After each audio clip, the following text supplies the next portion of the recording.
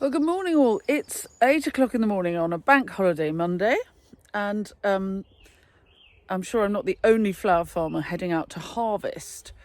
I've got quite a lot of flowers going out this week, 2 weddings at the weekend, and so I'm sort of pacing my harvesting a little bit because they're DIY weddings, but they doesn't mean they don't have lots of flowers. So I'm not arranging most of the flowers for the weddings. I'm cutting, I think it's 13 buckets of flowers for 2 weddings, plus a bride's bouquet, a bridesmaid's posy, and some buttonholes. And that's to go out later in the week, plus my regular orders for my regular clients. So today, Bank Holiday Monday, I'm cutting a funeral, which will be collected tomorrow. And I'm cutting it this morning so that it's got a nice long drink before the people arrange the flowers in the church tomorrow. But I'm also slightly conscious that if I cut today, then my garden has time to recover, because we've been having this sort of cool, wet weather, which does have an effect on how fast flowers pop. Sunnier, warmer weather, and you get more crop. Anyway, I'm cutting this morning, so I thought you might like to come along. The funeral flowers, obviously, it is always the biggest compliment that one can be given to arrange flowers for a funeral. So I always take it very seriously, and I quite enjoy the fact that it's a bank holiday Monday, so everybody else is asleep, and I can take my time and consider carefully what I'm going to cut. They're having 3 buckets to arrange in the church themselves, and I'm doing a sheaf for the coffin. And I thought you might like to see how I do the sheaf, because it's a lovely, sustainable way to make a beautiful arrangement, which if you want, it can be used different ways. Anyway, I'll take you around and show you what I do. And if you're new to the channel, you're very welcome. Do subscribe, press the bell icon, and we'll tell you when we've got more clips coming up. And if any of the tips and tricks we give you along the way are useful, you can always buy me a coffee, or better still, join my club. And the links for coffee buying and club membership are in the blurb to all my clips. Right, let's get cutting. The Phacelia in the tunnel is humming with bees this morning. So I cut them all, and it's going to have they've got the rest of today in this cool barn to condition before I make a big sheaf for the coffin. And then the family and friends are going to collect the rest of the flowers and make arrangements for the church windowsills and so on with them. And for the eagle-eyed among you, you will have spotted the dock. Now, I know this is a weed,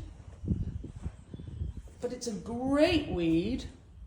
It's interesting, it's structural, it's very country looking. Look at the colour, a little bit of rust in there. And this will form a base for the sheaf. I really love it. It's a gentleman's funeral, so obviously a little depth of field in the colour, without being too traditional. We don't want to be too girly. But these rich dark pink ranunculus, I think, will be very good. Oops, being chased around by some foxglove. And then this deutzia, just one stem of out deutzia. This is for the sheaf. So some of it's for the sheaf, some of it's for the mixed buckets. I have a big sort out tomorrow morning before I hand them over. So it's the next morning, and here are the flowers that are going to be used for the funeral. I'm going to make a sheaf, and then the rest are being collected with the sheaf, and the family and the friends of the person whose funeral it is will be making arrangements for the church with them. And welcome to my studio, where, as you can see, as usual, any clear space is dumped upon by my dear husband and children. So before I start, there's a bit of clearing up to do. Now, before we go any further, there is a new initiative created by Jill Hodgson, who started Flowers from the Farm, and it's called the Farewell Flowers Directory.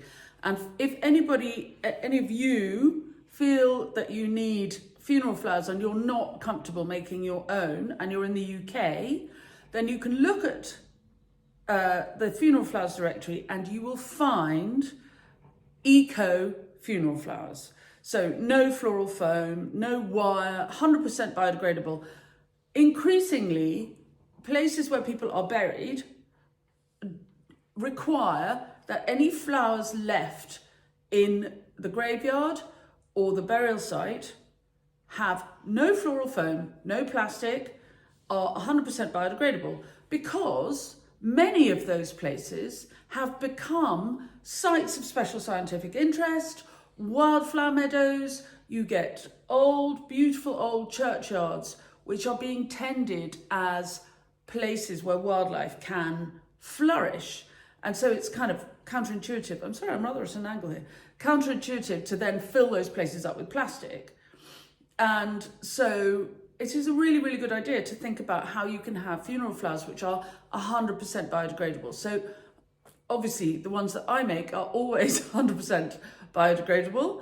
And I think what I'm going to do is I'm going to put you on the whizzy so that you'll see me making them, and then I'm going to talk you through how, because otherwise it'll take forever. I mean, making a big funeral sheaf, there's a limit to how much floristry you want to watch. So I'm going to speed it up, put some music with it, and then I'll show you what I've done when I've finished it.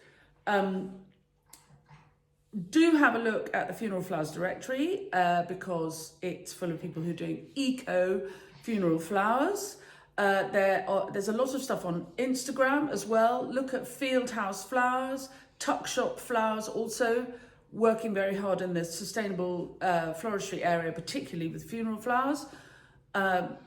Any funeral work I do, I don't do a huge amount of it, maybe 12 a year, but I often film and put something on my YouTube so that to inspire people, because what I really want to do, yes, of course people order from me and I'm grateful because that's my living, but I also really, really want to encourage other people to get much more into using their own garden flowers.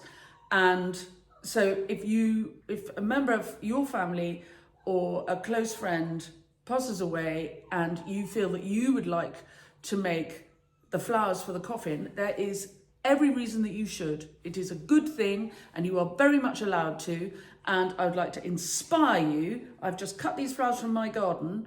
Admittedly, it's a flower farm, but it's not a huge amount of flowers, and a lot of gardens would give you a lovely selection to make a floral tribute with. And let's just remember that making flowers for a funeral is not about size and showiness.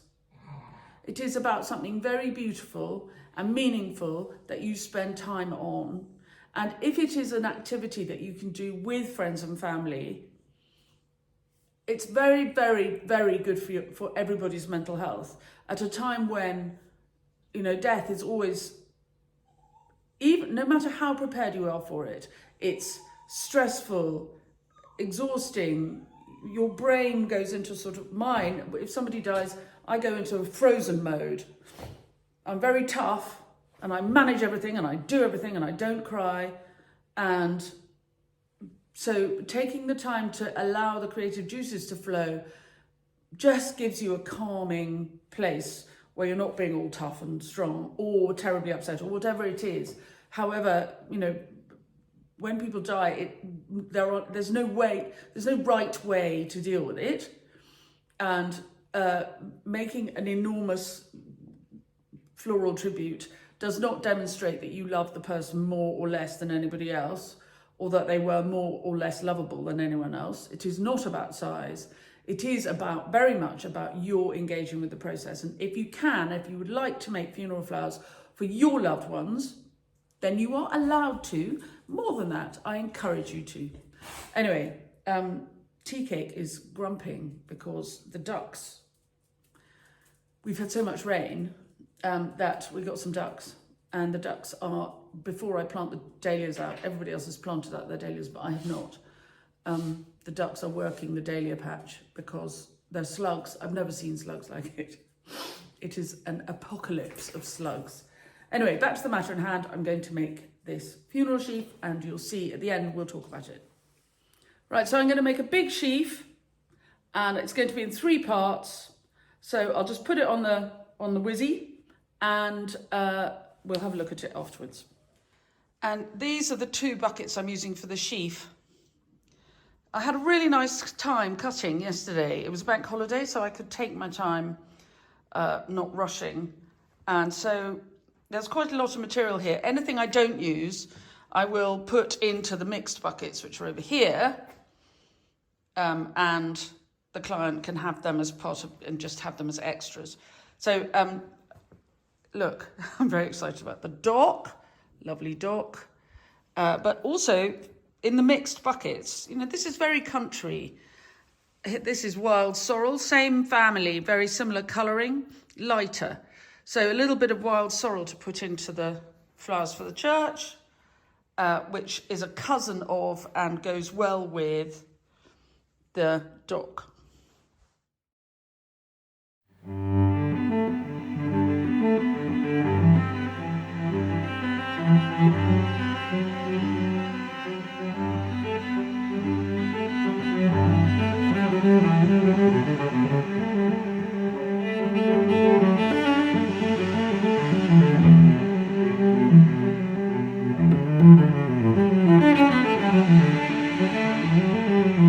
Funeral sheaf ready to be laid on the coffin. Of course, the funeral is tomorrow, so these will go in water, as is normal for a big bouquet, until they're ready to be just laid on the coffin and taken to the church. So this now goes into water. Just obviously it's a funeral, so very important to remember rosemary for remembrance. So I've collared it with that. And this is a gentleman's funeral, so to stop it being too girly or weddingy, I mean, I'm sorry if this is kind of, you know, being obvious, or I just think this is not the time to start banging on about stuff, but it is important that there should be some manliness. So we've got some dark manliness, the lovely Physocarpus here. And I didn't choose the very pretty pink Sweet William. I chose this one because it's sort of, I don't know, it reminds me of the sort of pattern you'd have on a tie. So it's got pale colours because churches are often quite dark. But it's also not, hopefully it's not too, it's a kind of odd thing to say in this day and age, to say it's not too girly, but you know what I mean. Anyway, there you are. It's better there. You can see it with the light. So I set myself. I mean, it's such a compliment to be asked to make work for a funeral, and it's maybe the wrong word to say I enjoy it, but it's technically challenging, but one almost inevitably makes something what one thinks is lovely on account of one takes one's time, one has thought really hard about it, the material is just right. Usually funerals are at the beginning of the week, and so one has possibly a little bit more time. So this is a Tuesday. Anyway, there we are. Better put them back in water before they flop. Well, I hope you might be inspired to, if ever the occasion arises, possibly make flowers yourself for a funeral. Just have a look in the garden. Have a look at the 30 stem challenges we've done here. You'd be amazed what you can find in a garden. And while you may not have a coffin to put flowers on immediately, have a practice. This is 3 hand-tied bouquets tied together. That's all. And it will lie flat very nicely on the coffin, as you've seen, but it will also then happily go back in a vase and dress the gathering after the funeral. I mean, this is my job. This is a paid work, but I'm also very keen that other people should have a go. And I think that the benefits to your mental health of doing flowers yourself for people who've died, who you've loved, are incomparable. So I'm really, really glad that my client, I've made the funeral sheaf, which is fine. Of course, not everybody has all the confidence all the time. It's a busy time. But I'm glad also that they've got 3 buckets of flowers and they're going to spend time with their friends and family in the church this afternoon, making the place look lovely for the funeral tomorrow. And I hope it all goes well. So do, if you would like, have a go. And if I can inspire one person to have a little bit of a rave up with material they have growing in their garden, won't be the same as mine, it'll be quite different. Your taste is not the same. Then I will feel as though I've done my job.